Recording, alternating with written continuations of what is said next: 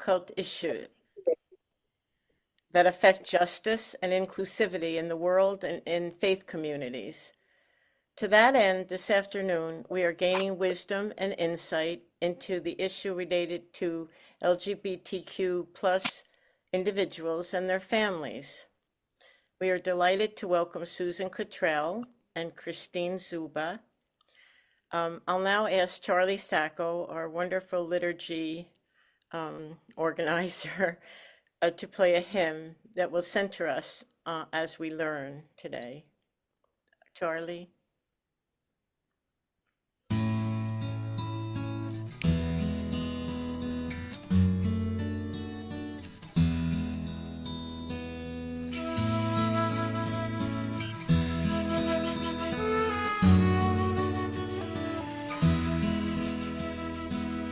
Consciousness waking, holy and whole, creation stirring, birthing anew.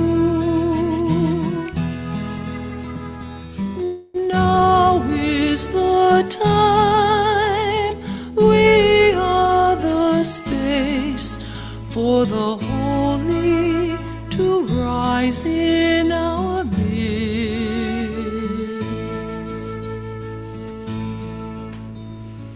Consciousness waking, holy and whole, creation stirring, birthing anew.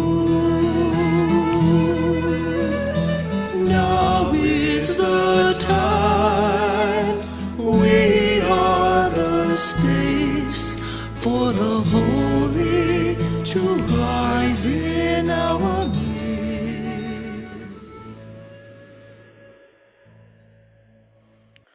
Thank you, Charlie.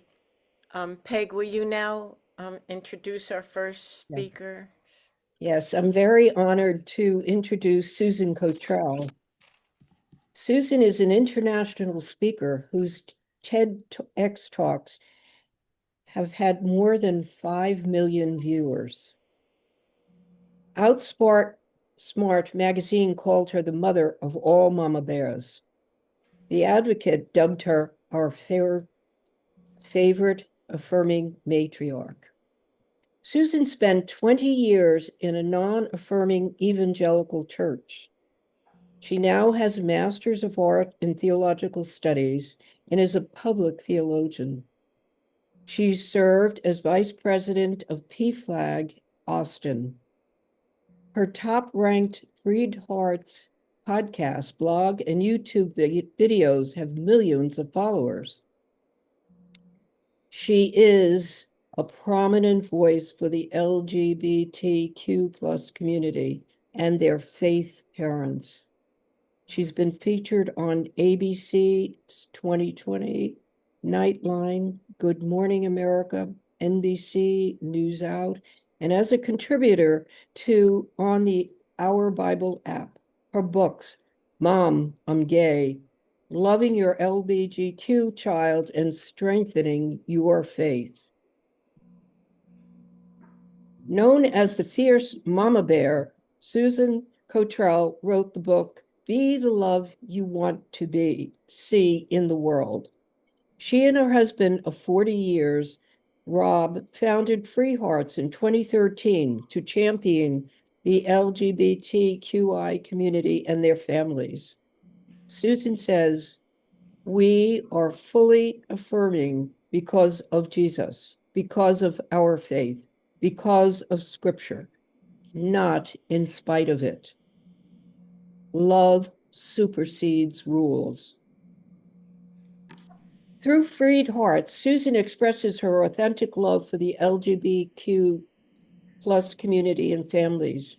She sees love as the healing foundation of family, faith, and community. FreedHearts reaches out into hurting communities with a message of love, inclusion, belonging, and hope for parents, LGBTQ+ individuals, educators, therapists, and the church. They help people deconstruct religious baggage to free their heart, to love and be loved. FreedHearts is in the trenches, providing safe spaces, inspiration, and encouragement.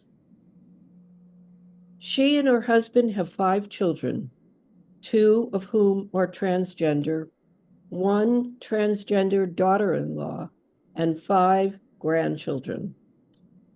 So with great honor, I introduce Susan to begin her talk to us, with us. Thank you very much. Thank you, Peg. I appreciate it. Sure. Oh, well, yeah, that was a very long introduction. Yes. It was too much to shorten. But thank you. It's really a joy to be here today. Yeah, we kind of got roped into being advocates because our children came out, and we were in the Evangelical church, which was not affirming, and we just were unaware of the issue of this, even though I literally had gay friends in college and, growing up. I didn't really look into the church's position on this because it wasn't present for me. But when our kids came out, suddenly I had to rethink everything. Like, I talked to people at church and they're like, oh, it's a sin and you can't accept it. I said, would Jesus ever say a thing like that? Is that your answer to my situation? And, anyway, so we just started to peel back down to the foundations, the tenets of our faith, things we'd been taught and had swallowed unexamined.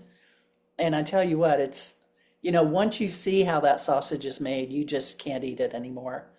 And we ended up leaving the church, at least that branch. We transitioned into fully affirming celebratory churches, but now we're more just pastors ourselves in our community, our FreedHearts community. So so the journey was really interesting. My oldest son, he's become Catholic, because that's his biggest rebellion against his affirming parents. He called my sister and told her about our transgender child. And so then I had to have a conversation with my sister, who's a very conservative Christian. And that didn't go great, as you might imagine. But I was just left wondering, how did this become the fulcrum on which Christianity, is thought of? But that's where judgment and, deciding right and wrong for people will lead you, and harshness. So, but it's really interesting when you start to peel it back, how it just falls apart.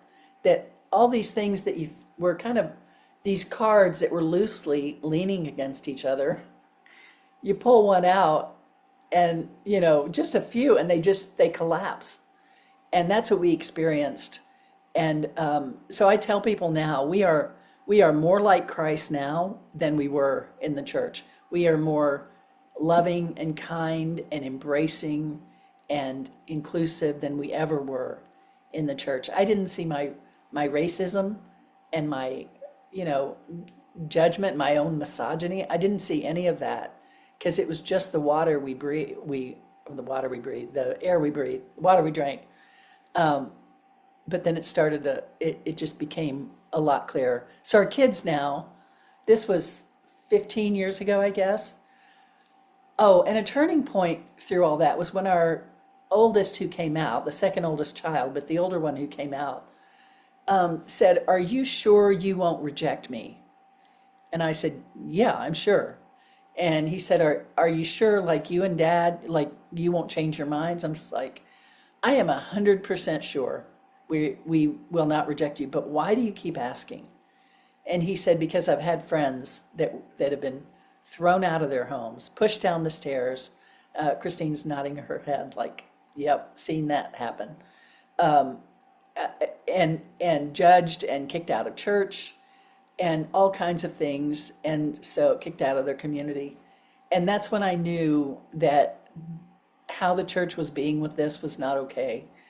And I was in a group called a ministry fair, where people shared what their ministry is in the community.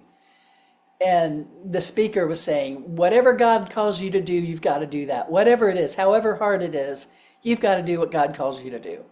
And I'm sitting there and God's saying, you're going to minister to this community. You're going to serve this community. I was like, oh, no, not really, no. And God's like, you're going to serve this community. And I was like, okay, if this is really you, like I didn't know, like I've known that voice since I was a child, right? But I said, if this is really you, why don't you confirm it in the next 1 minute? And so I just find that hilarious now. Like I gave God, 1 minute for two-factor authentication. Anyway, and so at that moment, the speaker stopped, we turned and sat down. And the woman next to me said, you remind me of Ellen DeGeneres. I was like, you have got to be kidding me. So I'm like, you're a real jokester up there. So, but anyway, all I did was, I had no idea what this would mean. I knew I'd lose my friends, and I did. But it was way less painful than I thought it would be, because I kind of didn't know life existed beyond the flat earth of this, evangelical place. But it does. There's a whole lot of world beyond that worldview.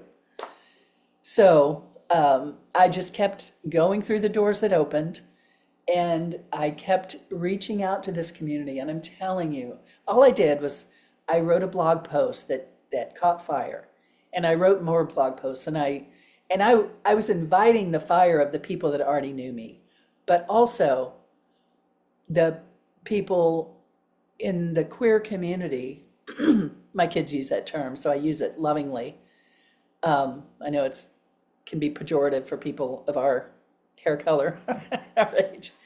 But the people in the queer community reached out to me. They were saying, I don't know what to do. I've told my mom and now she won't stop crying, or my dad has kicked me out of the house. And I didn't have answers for these people, but I had love for them.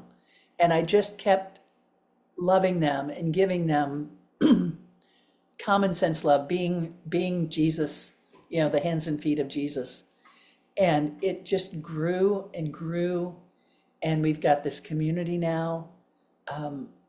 And our mission was to change the conversation on love and inclusion. And we've really done that. We have been a big voice in changing the conversation. So now I write and I speak, and I have video courses online. Thanks to the pandemic, we couldn't get out, so we created these online courses, which are great to evergreen. And I wouldn't trade this for anything. It would bring me to tears if I really talked about all the people that I've connected with. We had one gal who called me in a panic, reached out to me through FreedHearts, and said, my son, the church told him he's going to hell, and if I support him, I'll go to hell too. I thought, what is the matter with people? And this was very early on, and I invited her actually to come to our house for the weekend, which she did. And we just unpacked everything, and it changed the trajectory of all of their lives. And that's the kind of thing we love to do. So I believe it when Jesus said, you're supposed to serve people. You're supposed to love them and feed them and clothe them and house them. And don't just say, I love you, and then deny them their civil rights. And so that's what we do. And I think the church is moving on that.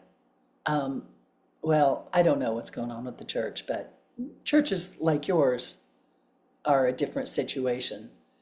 But the old kind of evangelical worldview, I don't think it can stand much longer. It's untenable for people. I think that's what they're seeing. So that's me. Do you have any questions for me that you want to ask me? Is this a good time for that? Or what do you want to hear from me?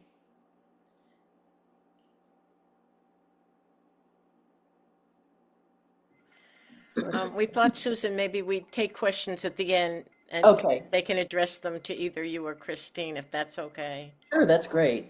Okay, hold on to your questions, people. Okay, So, great. uh,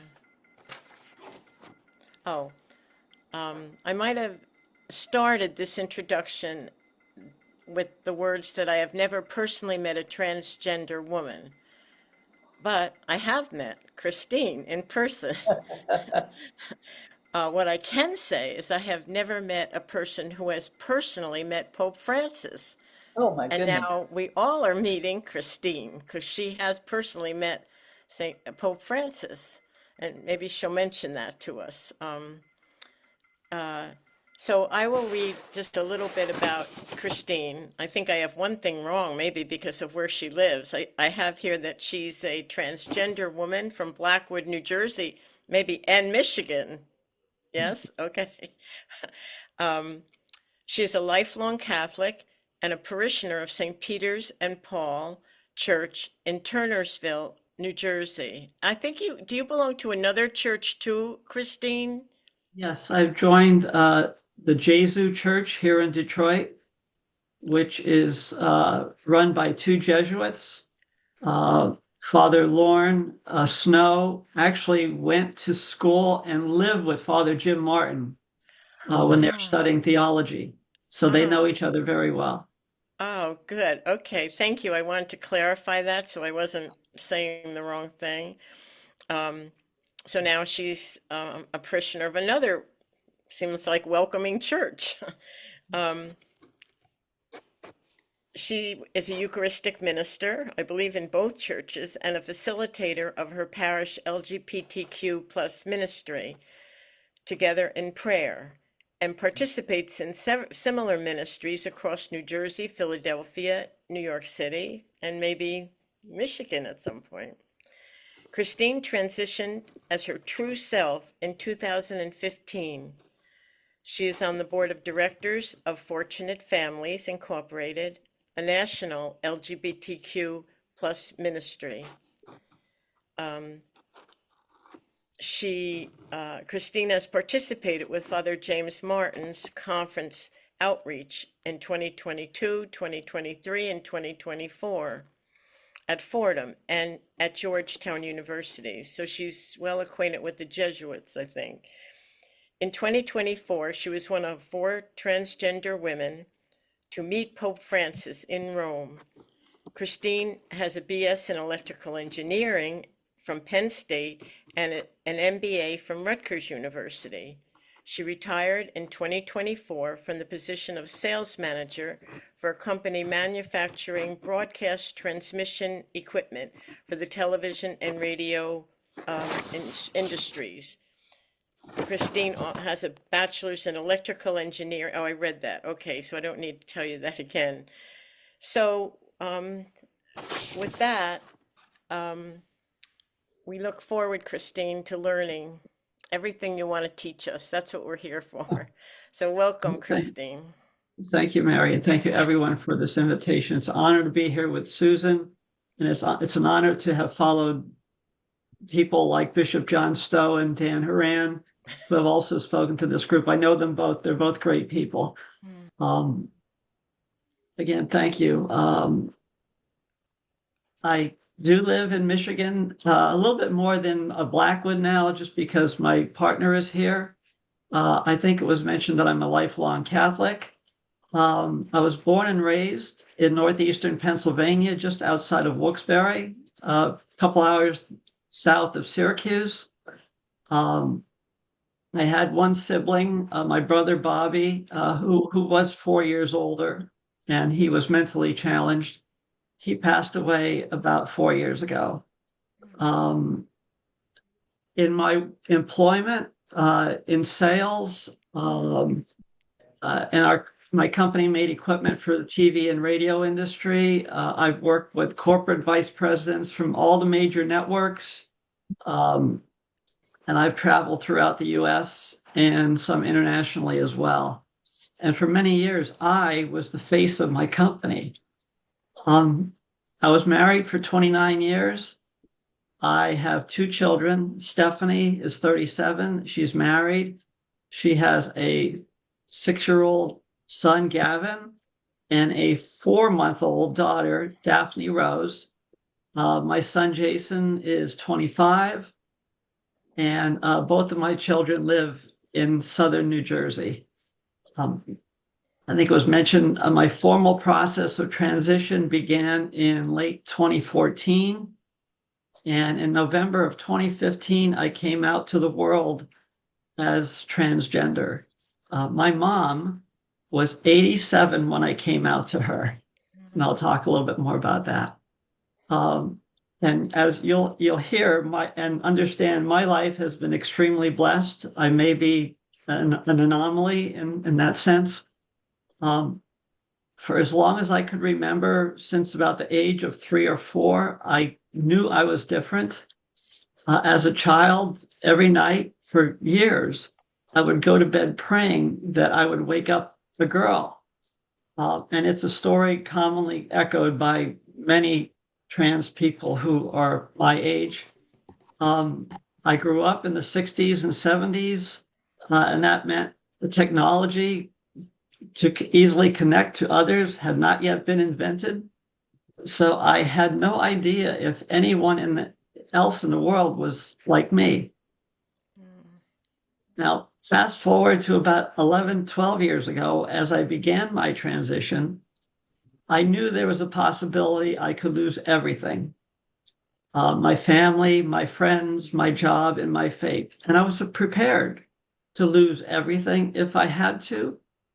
And it turned out my family, my friends, my employer, my customers, and my priests were all accepting and supportive. And I ended up losing nothing.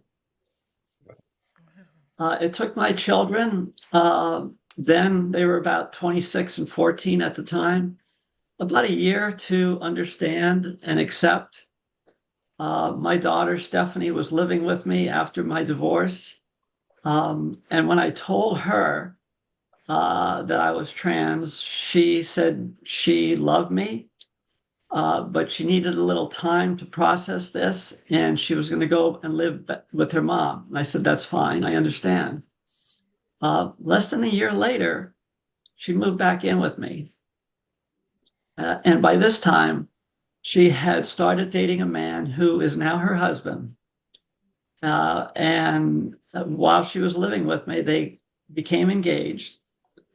And about a year after that, we were having dinner. And after dinner, I asked Stephanie, I said, are you going to allow me to walk you down the aisle? And she said, that's a stupid question, Dad. Why are you asking me that? Why wouldn't I allow you to? And I said, Steph, I said, well, a lot of brides would have a difficult time having their transgender father walk them down the aisle. And my daughter said, well, if somebody doesn't like it, they don't have to come to the wedding. Wow. Wow. She's been great. Well, one late summer Saturday afternoon, as I was starting to transition, I felt it was time to speak to a priest in confession. I obviously knew what our church taught with respect to being gay. 12 years ago, however, the church was still silent on transgender people. They're still trying to figure us out. And certainly a lot has changed since then. I knew, however, that when I came out of confession, I would be the same person as I would was walking into confession, that only my outside was changing. Everything else, my heart, my mind, and my soul, and my faith was remaining unchanged.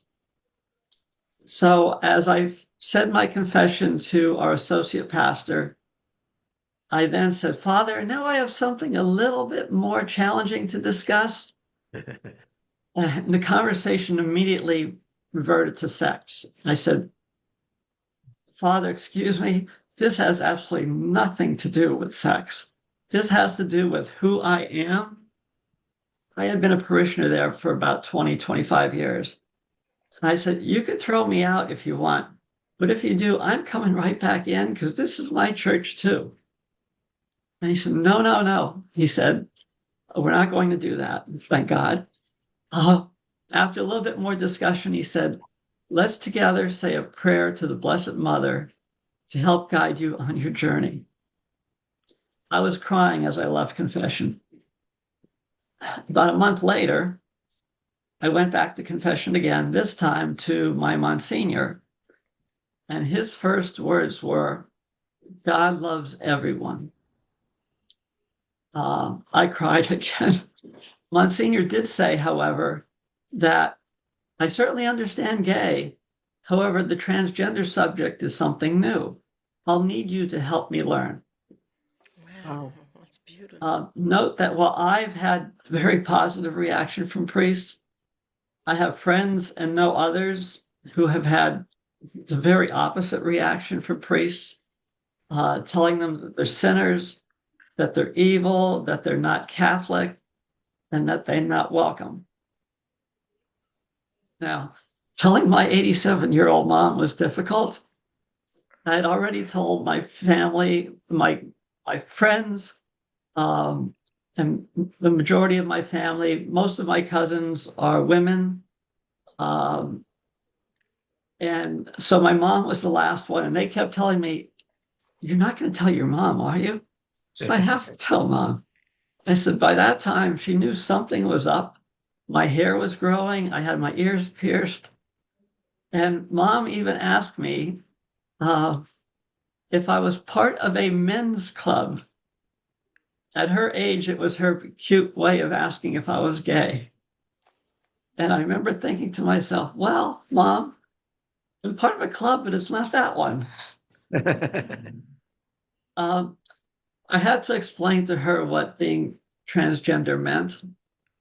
But one of her very first questions was, did you talk to a priest?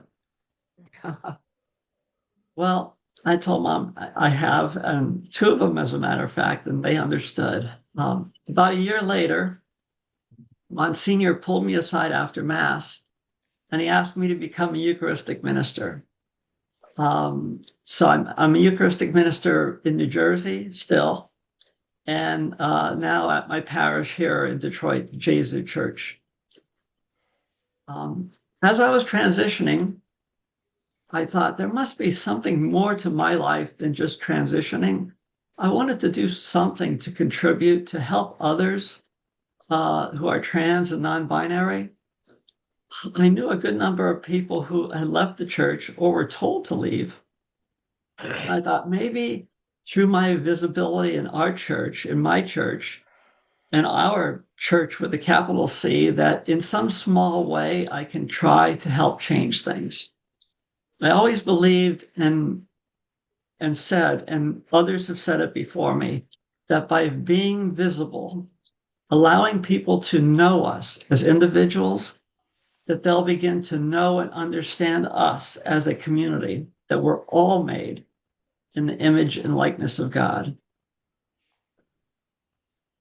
About a year into my transition, after my transition, Monsignor and I started an LGBTQ+ prayer group ministry in our parish, and the Diocese of Camden, New Jersey, certainly knew about us.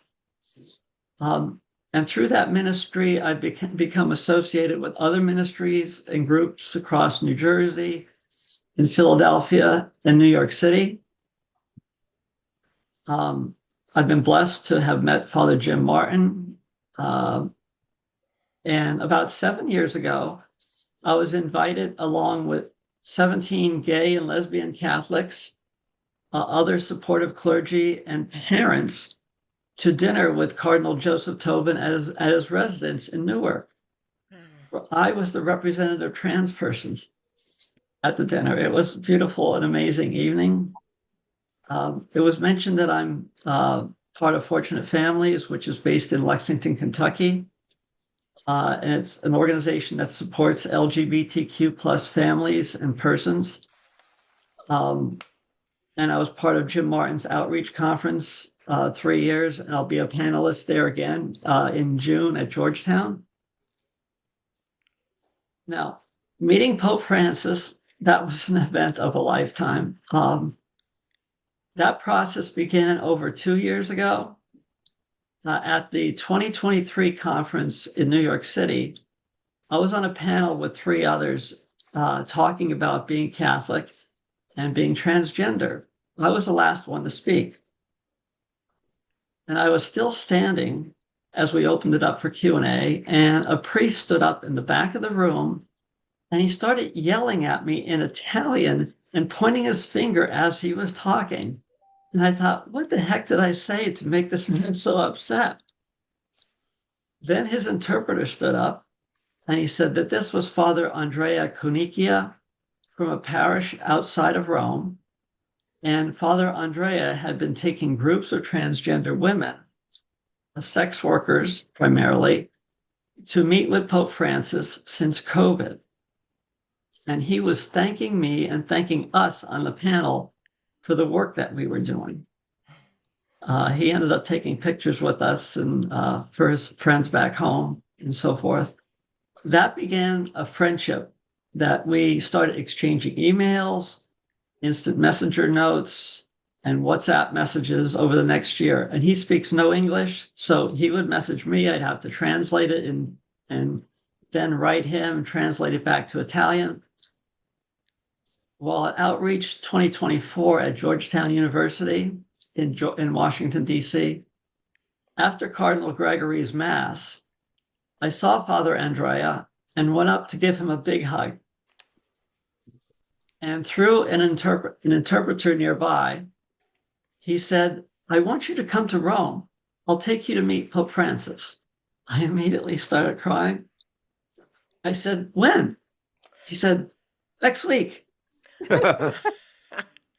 said, I can come next week. But we agreed later that September 18th would be the date.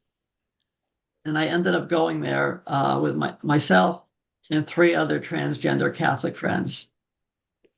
Now, meeting Pope Francis was a miracle, certainly. However, I feel it was equally as important for Pope Francis to meet us. Prior to meeting with us, my understanding was his limited interaction with transgender people were the sex workers that Father Andrea brought to him to meet with him. Our group met on September 18th.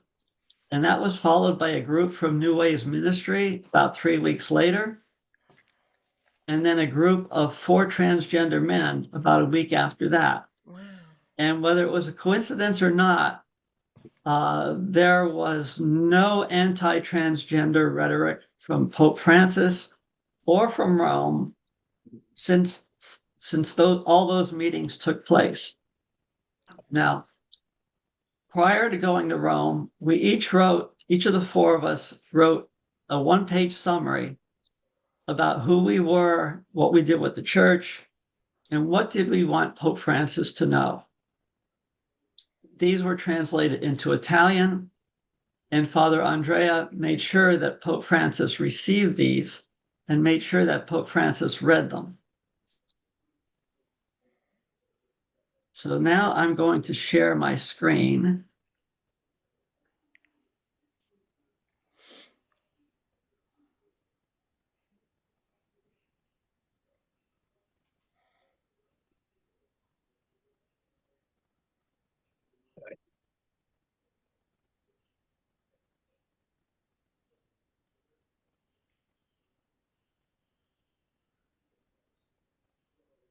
And this is part of what I wrote to Pope Francis. I said, Holy Father, we bring to you the prayers, love, gratitude, and hopes of thousands of Catholic transgender women and men, non-binary persons, parents of trans children, and the families that we represent. We have families we love and families who love us. We are parents and grandparents. We are children, siblings, aunts and uncles. We are present in all areas of society. We're doctors, lawyers, engineers, architects, and teachers.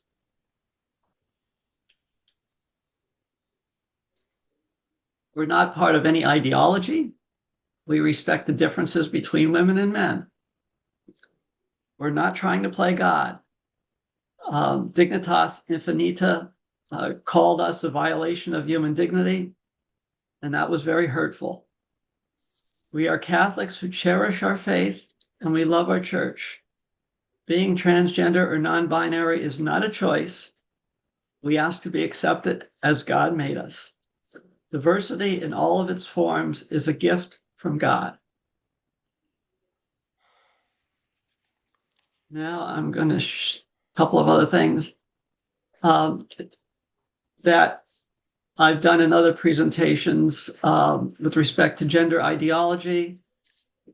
This is a phrase that I never knew existed until it started being used by the political right and some on the religious right, which says gender ideology seeks to dismantle the concept of family, and the institute of marriage is threatened.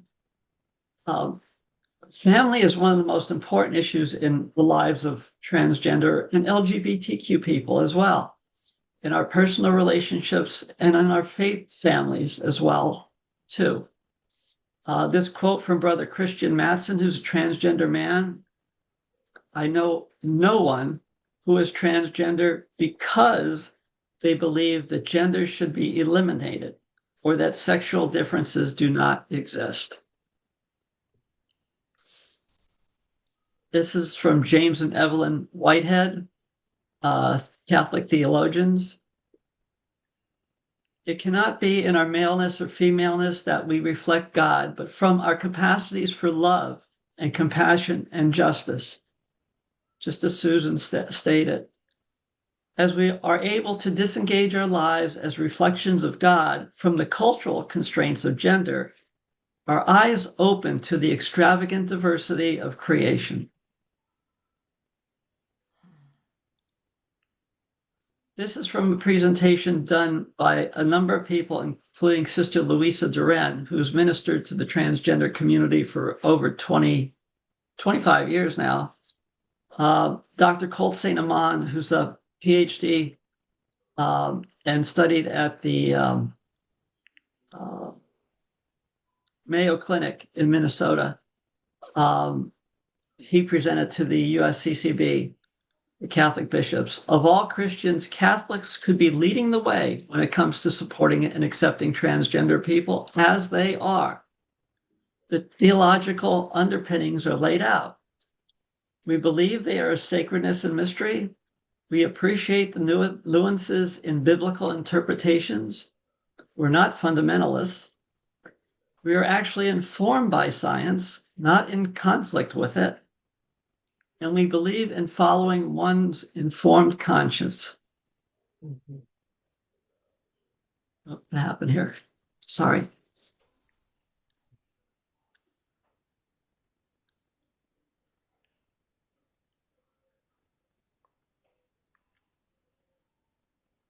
Sorry about that.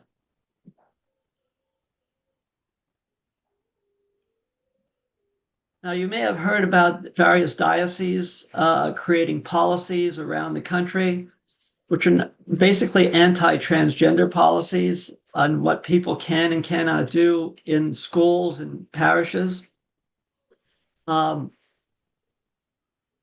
Through my work with Fortunate Families, I got to know Deacon Ray Dever down in Tampa, and Deacon Ray died about a year ago from cancer. But we talked about these policies, and Deacon Ray always felt, and I'll agree with him, of course, that if a diocese wants to have a policy, it's better to have no policy at all, because once you have a policy, then there are always exceptions. and to be made, because there always are exceptions. But if a diocese wants to create a policy, some guidelines that a policy should have, a very strong non-discrimination policy which covers sexuality and gender identity, a strong anti-bullying statement, a mission statement that emphasizes Catholic social teaching, social justice, and respecting the dignity of and good in every person, and an acknowledgement of an attempt to accompany the needs of all persons, regardless of that need. Just a few pictures. This was my mom about 6 years ago. This was my grandson, who is now, will be 7. This was shortly after he was born. That's my son and me at a Philadelphia Eagles game. I'm sorry about that. You're North Jersey. You're Giants people. This is in New Hope, Pennsylvania, with In God's Image, LGBTQ ministry at a Pride March there. This is with Father Jim Martin at St. Joseph's University with a couple of my friends. The woman to Father Martin's left, that's my good friend Fran. She was escorted out of church one day by her pastor. She was accepted in her parish. They changed pastors, and the new pastor told her she wasn't welcome anymore. Mm. Oh, God. Walking my daughter down the aisle.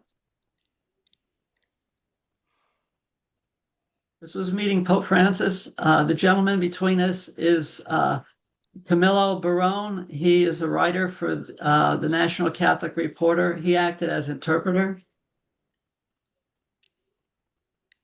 This was our group. This is Father Andrea. This is Sister Genevieve, who has ministered to the LGBTQ community in Italy for over 30 years. These are my friends that were with me. Martha Marvel from Green Bay.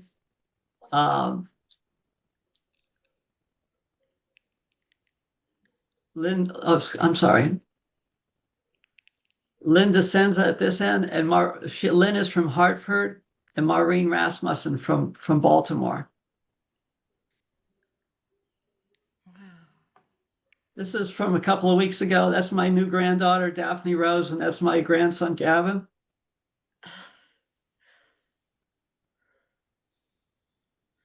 And this is a statement that from a transgender author and professor, Jennifer Finney Boylan, who was writing for the New York Times for a number of years.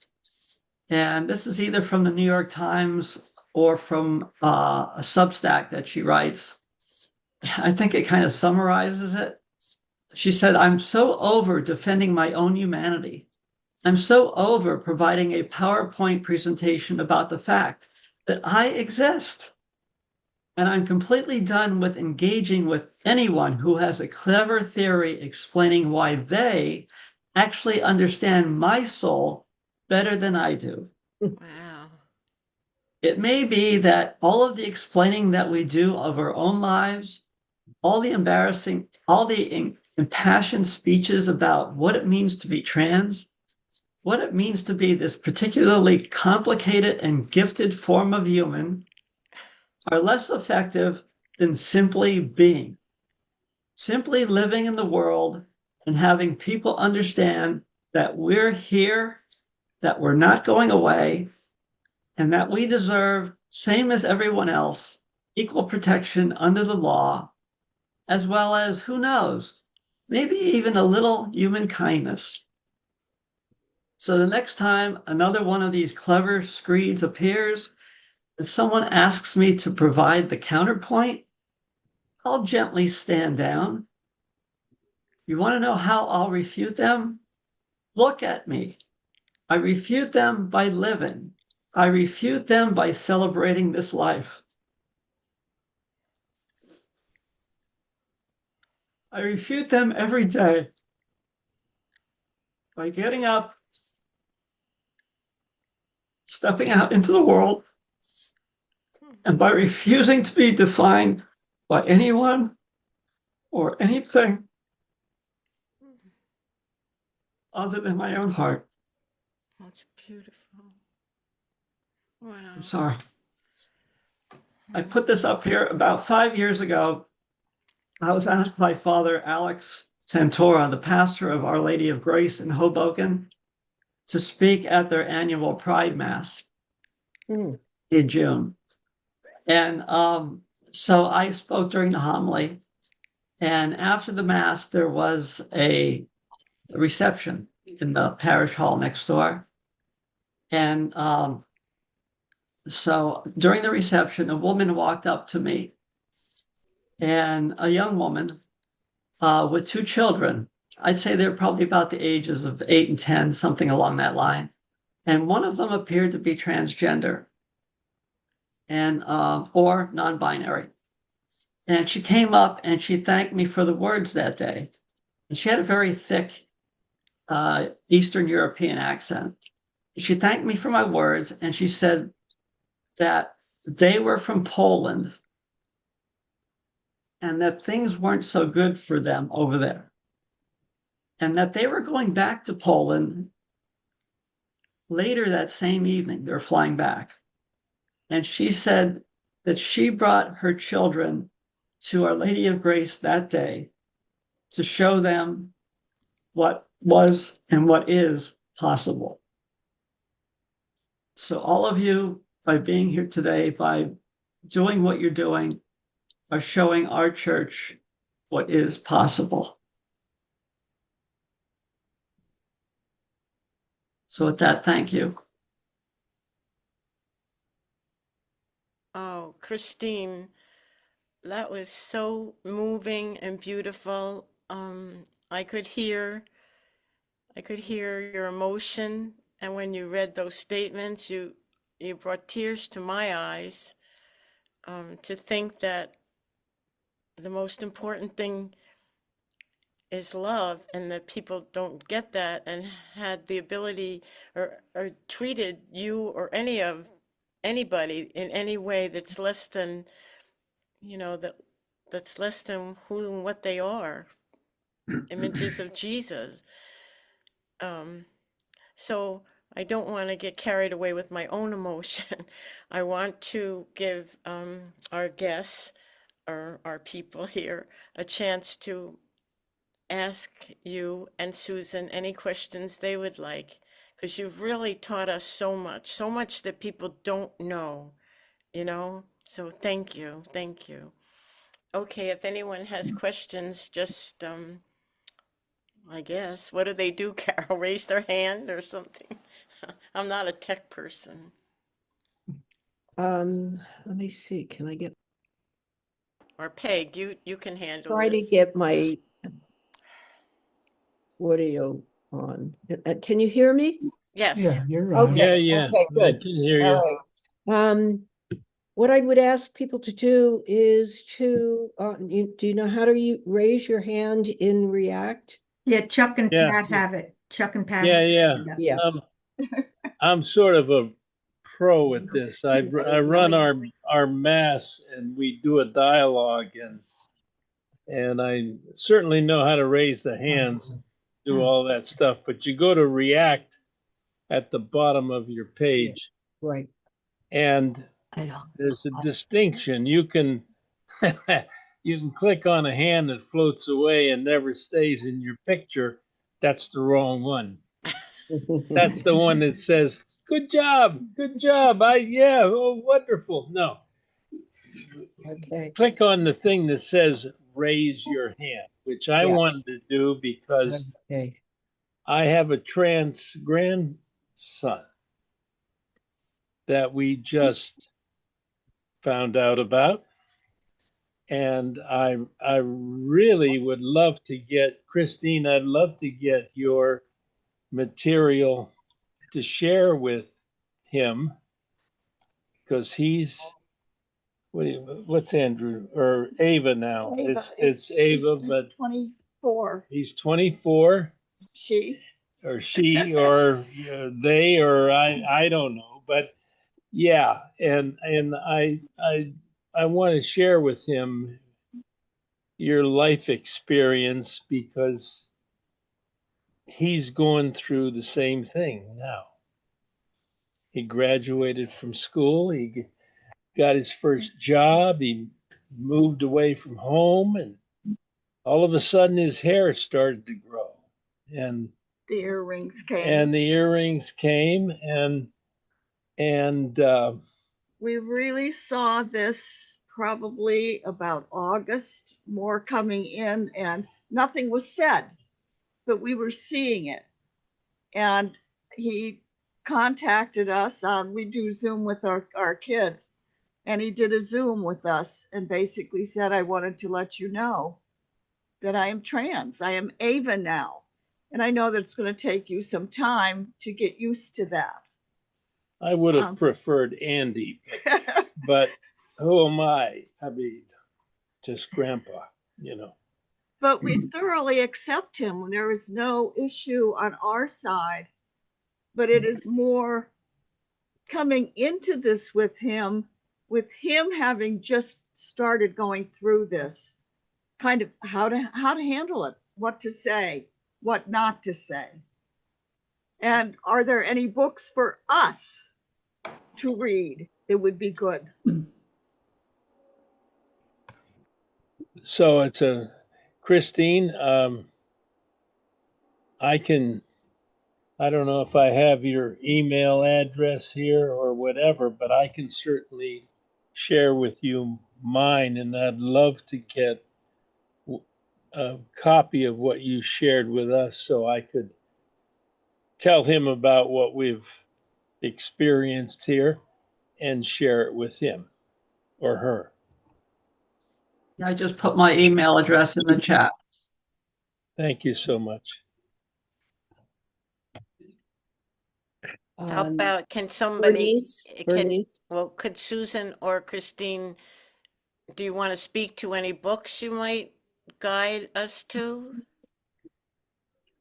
Well, Christine, you mentioned Jennifer Finney Boylan, and she has a memoir that's really enjoyable to read that talks about her journey. So that's a good one. I don't remember the name of the book, but it's Jennifer. Oh, she's not there. There you go. Yeah, that's a very good one to read. We also, because both of our children now that came out are both now trans. They weren't initially, and that can be a little confusing for parents or grandparents because you think, well, I thought you said you were bisexual. I thought you were a lesbian, but now you don't say that in that tone, but that's what your thinking is. But it's a process for them to be able to unpack all the learning in there. So I would just encourage any of us in this situation not to be too rigorous in our expectations of them and to say, wait, last week you said so-and-so, not because we have to realize it's a journey. And we were asked to really double down on making sure we don't mess up on the pronouns. They're very grace-giving, but I say that to you who were just talking that just the more mindful you can be, the less, the more empowered they feel. Our daughter-in-law said when you use the wrong pronouns, it's not that I think bad things about you, it's that it makes me feel like I'm a fraud, like all of this is fake. And I know it's not. And I thought, oh my gosh, that's the last thing I would want to put on her. So, but we need grace, all of us, because it's a process for us too. To really Ava basically has said, going through all of the, I guess, legal aspects of changing the name and all of that, the question becomes, he's mentioned it, she's mentioned it. How do we approach that? Do we ask the question, or do we wait kind of for the information to come to us?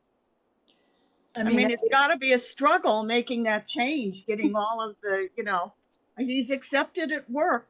We understand that already. That's not an issue. So in my experience, to say, I am here for you. I love you, whatever you're going through. And whatever you want to share with me, I'd love to hear. And whatever you don't that's great too. But let me know how I can support you. Let me know how I can love you well is great. And then they might have an answer for you. And then you're not trying to guess. So Thank you. Yeah, You're I would say too, along with Susan said, is admit that you're going to make mistakes. You'll make mistakes in some pronouns, perhaps names, but say, just let them know that it's just mistakes. It's nothing done intentionally, and that you're going to continue to try and learn, and that your granddaughter can help you with that as well, and as much as she wants to. I'm trying to think of the name of the book. It's by I was looking for it. I couldn't find it. I must have it in New Jersey. It's by Dr. Michelle Angelo. She's a psychologist outside of Philadelphia, and she's traveled around the country, and she's spoken quite a bit. And she's a therapist. I think it's called Parenting the Transgender Child. I think that's the name of it. Okay. I don't see it. I was looking. I'll email me, and I'll email you back. Okay. Thank you. Okay. Good. Now, There's another book Nancy, that was banned called All Boys Aren't Blue. I run a book club for children, and this book was banned, by the president. But it's called All Boys Aren't Blue by George Johnson. Thank you. Okay, well, I have a question because I'm confused.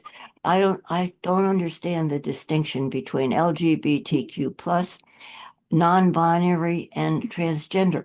I don't really understand the difference. And Christine, you said you could see that you thought a couple of those children were trans. How would you figure that out or make that distinction?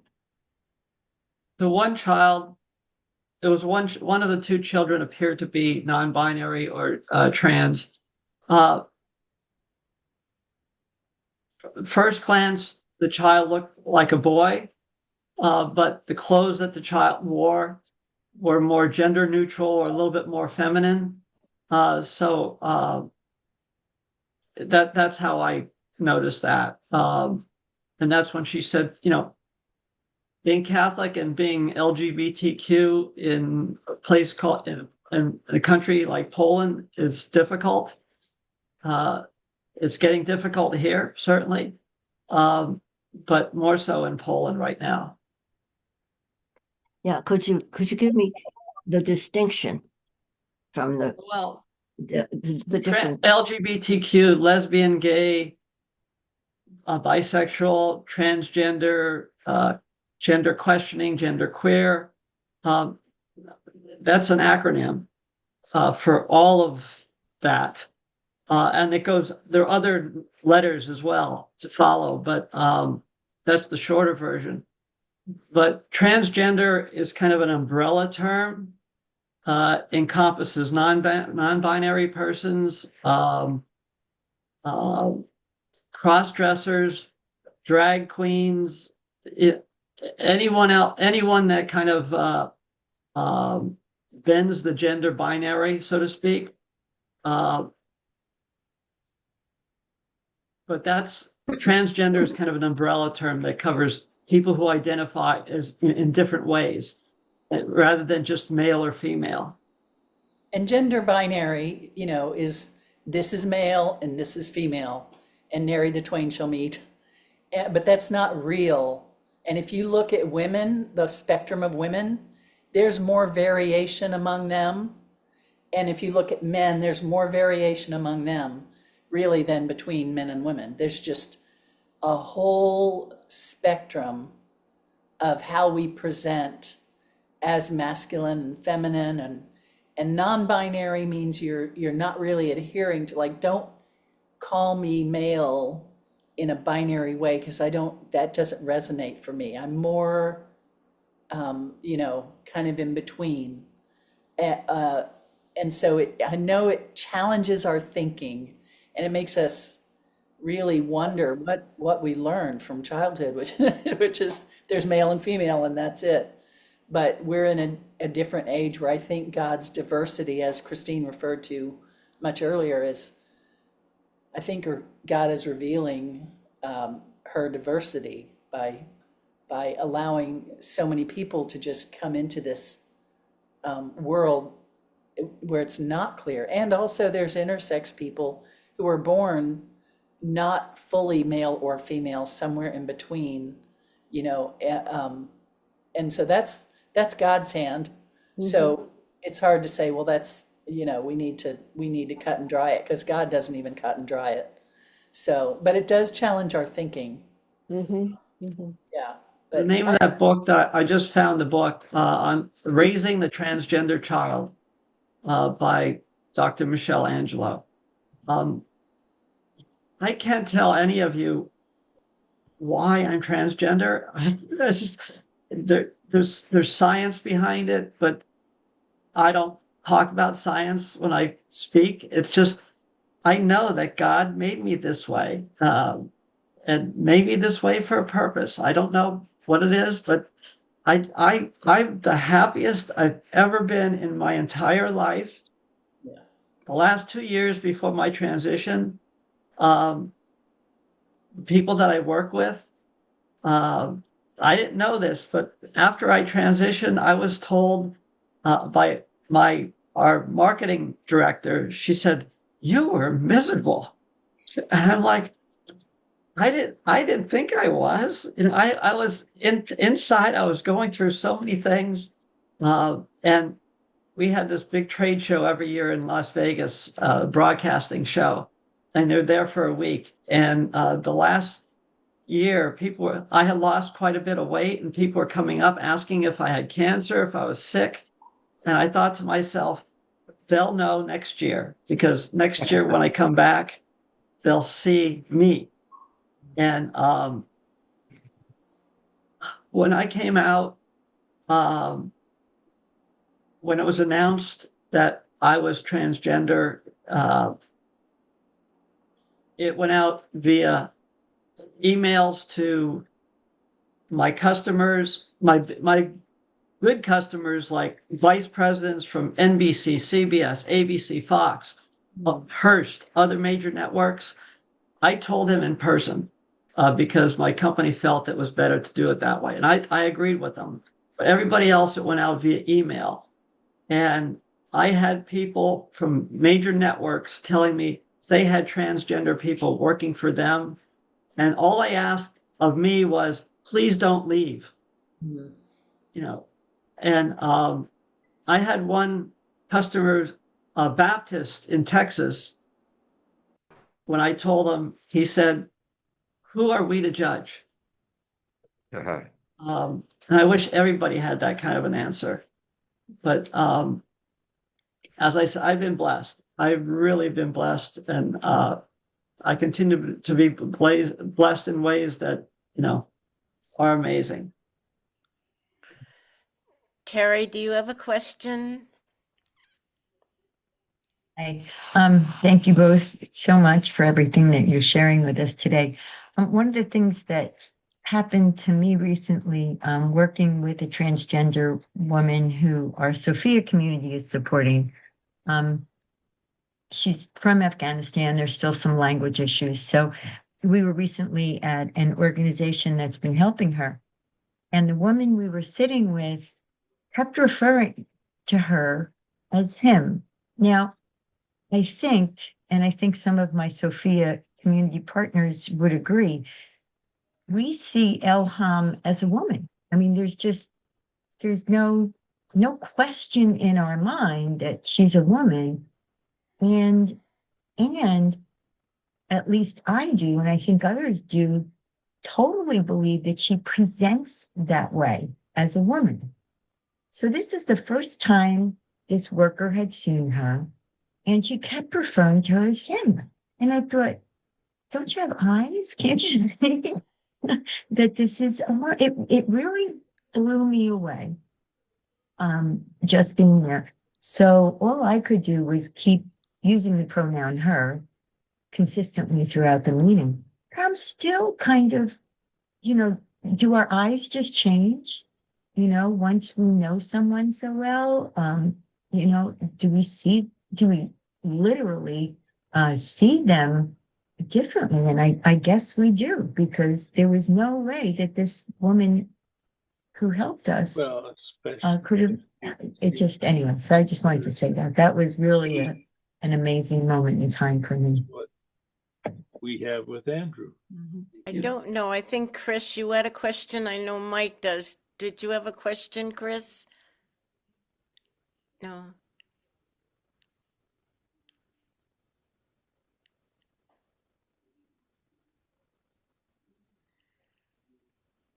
No, Mike?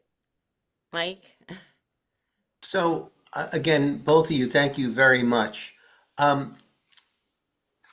Christine, when you were saying that, you can't describe why, you are transgender, what I always understand, and we were founded by a woman priest, and she said ever since she was a little girl, she wanted to be a priest.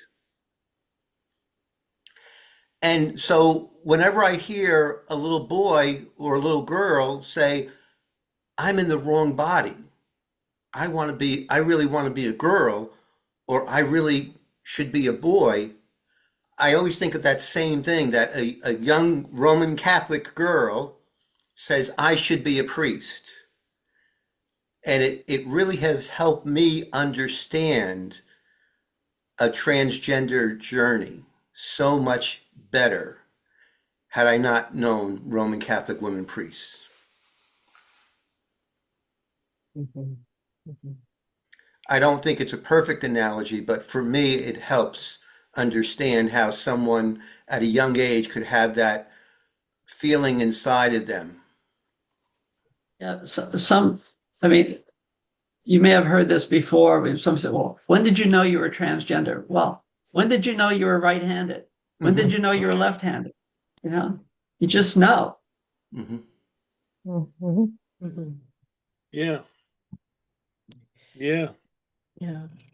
Susan, Go ahead. somebody talked. Susan, I was wondering, could you say something about how you help people deconstruct the religious baggage when their children are telling them that they're gay or lesbian or transgender? Yeah. I think that's a powerful work that you do. Thank you. Yeah, we through our writing and the courses and our podcast now, we've been doing deconstructing with people for a long time, because what happens is you get in the church and you're kind of given this list of all the things that they believe, that they say they believe, that they assent to believing. And it's like in most of those religious churches, you're not really allowed to veto anything. It's just, you have to believe the whole lot. And if you disagree on even a point, then you're suspect and you might be thrown out of the church. And I think how ungodly that is, how unlike God, how unlike Jesus. Jesus deconstructed, the original deconstructor, deconstructed what the Pharisees, whatever the religious leaders were teaching, rabbis is what I was looking for, and he only got mad at them. Of all the people he got mad at, it was only them, and it was because they were rejecting people for being who they were and using God's name to do it. So we feel like we're in very good company because we're doing what Jesus was doing. But I try to just help them see the logical fallacies of much of what they believe. We no longer believe that humanity has fallen. That's not even biblical. We no longer believe in hell. That was an iffy belief in the first place, but the Bible doesn't even support hell. So these are foundational beliefs that people have just imbibed as children when you don't really have a choice. And now they've got it all in their bodies, and we have to we get to help them see where it doesn't really fit and doesn't really make sense. And the scary part for people, because I went through this, and I think we all do, is if I'm wrong about this, if I'm wrong about the LGBTQ piece, what else am I wrong about? And you're afraid you'll peel the onion to where there's just nothing left. And where is your faith then? But that's where you leap off into real faith. That's where God shows up. God is not the core of our onion that we've packed up all this theology. God is like, okay, are you done with those things? Because I got some other things to show you that are phenomenal. So yeah, we really thank you for asking that question, because it has become our work to really help people deconstruct their misunderstandings, because they'll lie in bed awake at night. Christine probably knows this well, that lie awake at night terrified that God hates them, and even wanting to die, because what's the point? But they're afraid to die because they'll go to hell forever. And so it's not like a morally neutral kind of belief system. It's harmful and scary. So we help free people, because gosh, that's the one thing I want for people, is for them to be free, for all of us to be free. And that's the God we know. It's for freedom that Christ has set us free, Galatians 5:1 says. And so that's what we do. Yeah, I knew my relationship with my God was strong, and that God's not going to ask me if I'm male or female when I get to heaven. Right. That's for sure. I'm going to put a plug in for one of your books, Susan.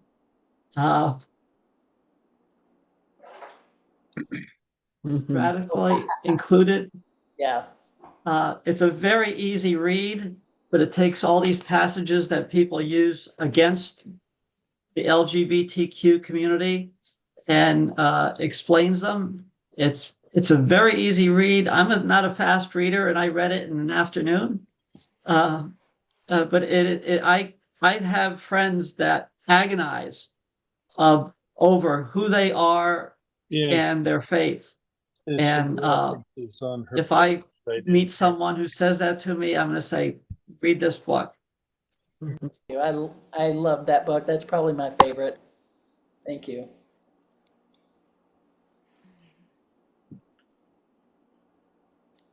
Any other questions? Comments? Marie? My question is for Christine, and it relates to the young woman that Terry was talking about, Elham. I think from what she said, and we do have a language learning here. Her first language is Dari. She's been here a year, so she understands a lot of what we say, but not necessarily everything 100%. But anyway, Elham seems to think that everyone who sees her knows that she's trans. And I don't know whether that's a common feeling, and does it matter?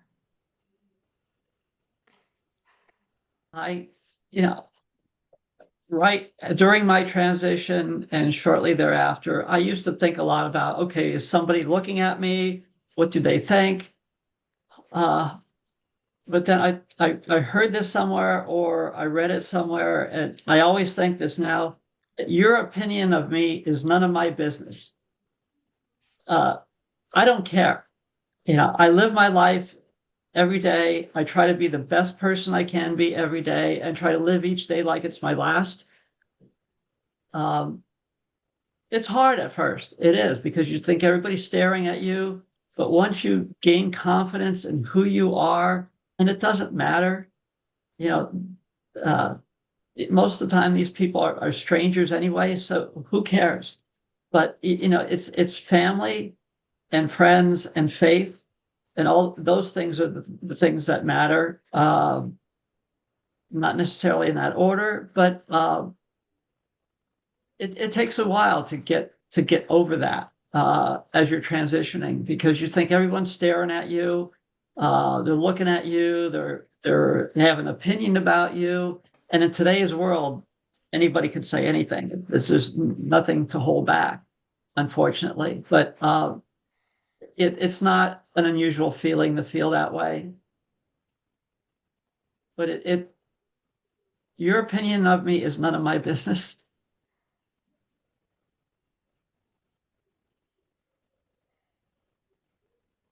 Okay. Juanita or Charlie? Yeah, basically what I'm doing now is echoing Christine. This is maybe even simplistic, but I grew up in a family based on love, and nothing, no church, no ideology, nothing should come in between the love between parent and child, wife and husband, nothing. And if I have to explain that love to you, well, then goodbye. That's what comes first. Now, I was fortunate in that kind of thinking was not totally challenged, but that is the core, I believe. Everything else is just ancillary, whether it's religion, whether it's a faith theology, anything, nothing should come in between you and your child's love for each other. Simplistic, but makes life a little easier, I think. Christine, you said you read the quote about transgender people being told that they're trying to wreck the family. It's actually the conservative or non-affirming church that's Right. wrecking the family by driving parents against their children, kicking children out of their homes, encouraging that. So yeah, I agree with everything you just said about, nothing should come between us and our family. So it's the church that's disrespecting and trying to destroy the family. If I could just give like one small word of advice. If you meet somebody that's transgender that you never met before, and they may be just as nervous as you are, not knowing what to say or what to, either side say. If you just say to them, "What pronouns do you use?" That immediately shows respect for that transgender person. And that will open up a whole conversation right there. That person believes they can trust you because you asked that simple question about pronouns.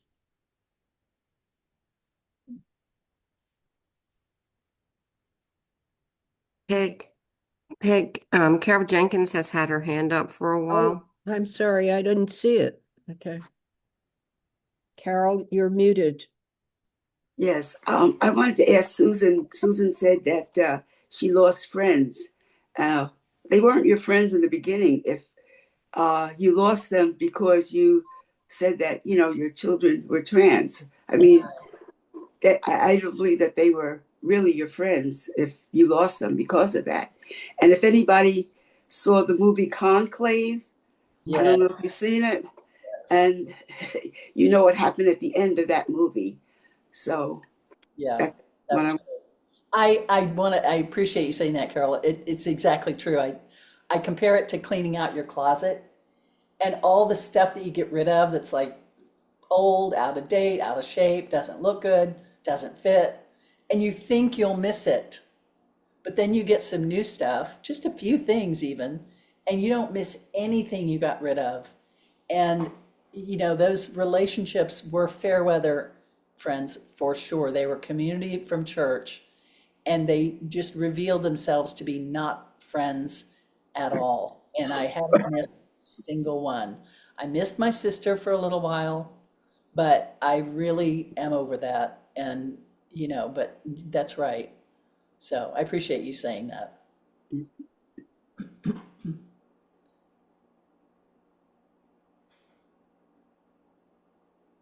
Kim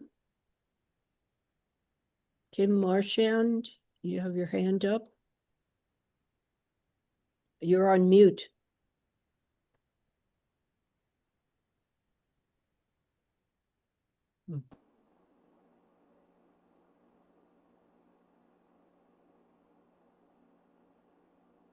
Kim Marchand?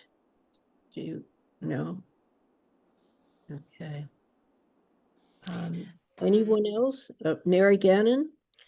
Christine, I was wait a minute. Yeah, I'm going. I was interested in your comment about Bishop Tobin and the dinner.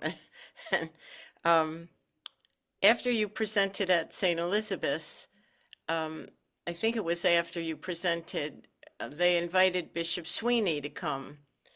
And it was like, he's a very nice man, but it was like he didn't know anything.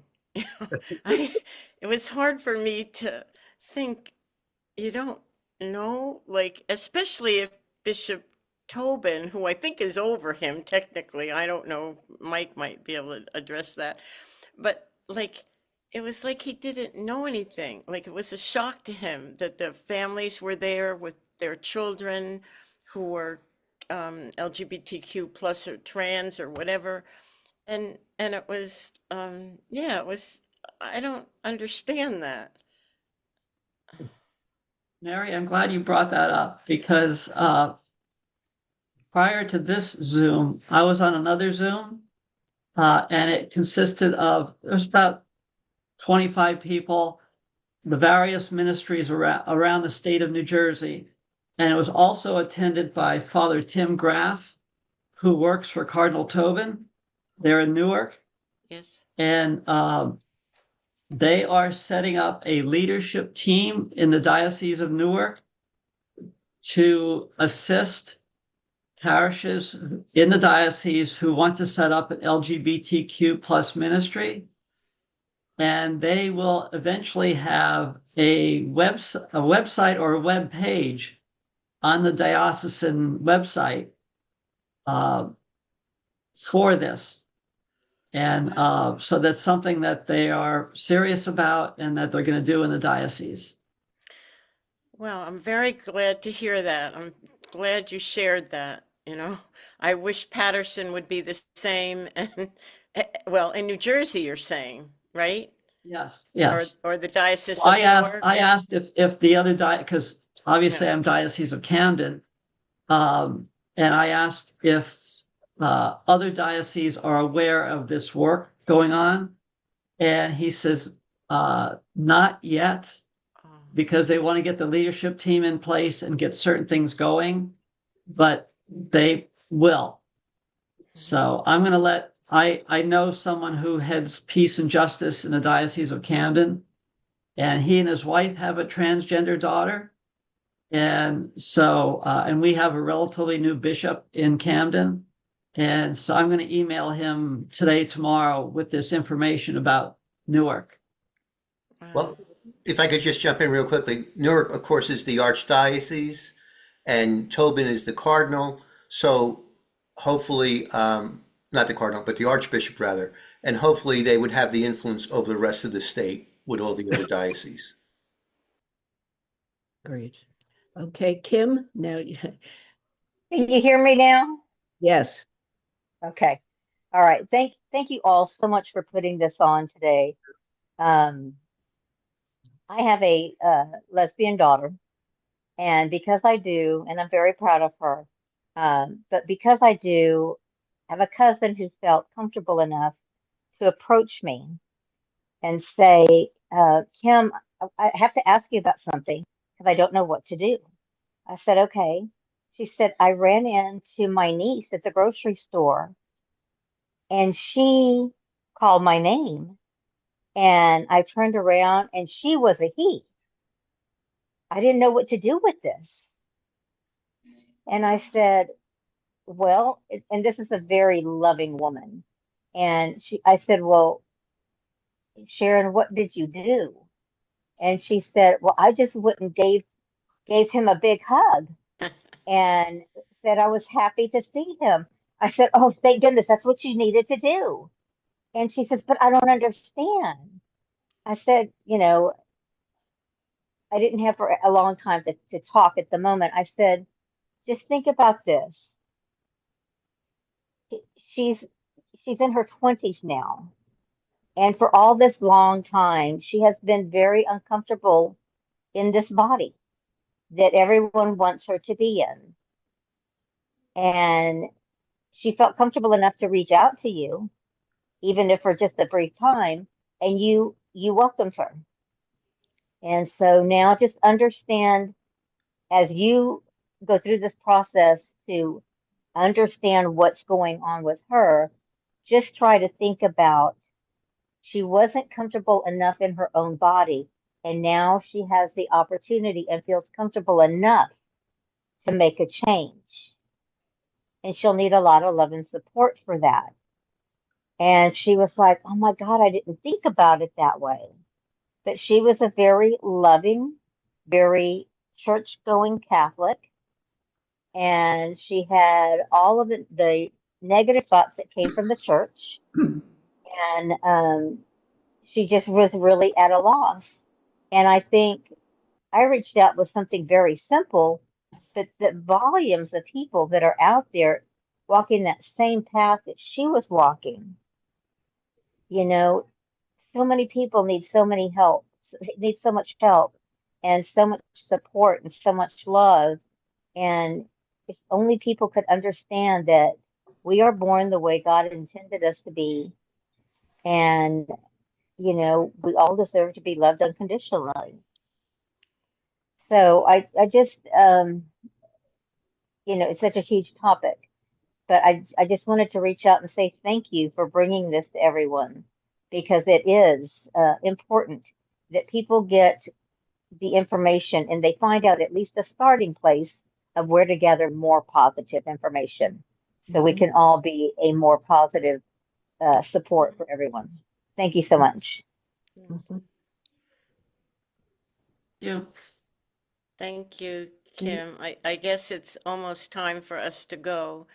So, again, you've taught us so much, both of you. It was inspiring, and I hope people will go to the site, since it's recorded, and share it with your friends to spread this message and your wise words further.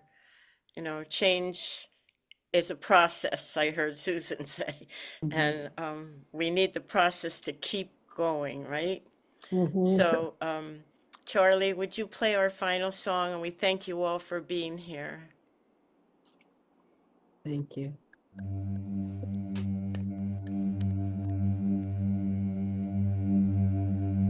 I align myself with truth that I might see. I call in truth to be my guide. I call in truth to be my strength, and to open the way before me. I align myself with truth this day. I align myself with truth that I might see. I call in truth to be my guide. I call in truth to be my strength, and to open the way before me. I align myself with truth this day. I align myself. Thank you. Thank